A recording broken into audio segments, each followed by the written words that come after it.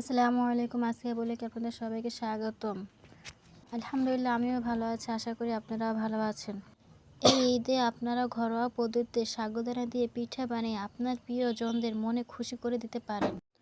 প্রথমত সাগুদানা ভালোভাবে ধুয়ে 30 মিনিট ভিজিয়ে রাখবেন। চুলায় এরকম বসিয়ে ভালো করে নেড়েচেড়ে যখন দেখবেন যে সেদ্ধ হয়ে গেছে, সুন্দর আঠালো আঠালো হয়ে গেছে, তখন আপনারা আপনাদের নিজেদের মতন করে কেউ সাদা বা রঙিন যে কোনো কিছু করে আপনারা এটাকে বসাতে পারবেন।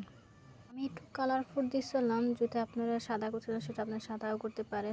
রোদ্রে তারপরে এরকম সাদাটা কাগজ বিছিয়ে তার উপরে সুন্দর করে এরকম গোল গোল করে চামচ মেপে দিবেন। তারপর 1 থেকে 2 দিন লাগবে ভালো করে শুকাতে। ভালো করে শুকানো হয়ে গেলে তারপর তেলে ভেজে খাবেন এটাকে।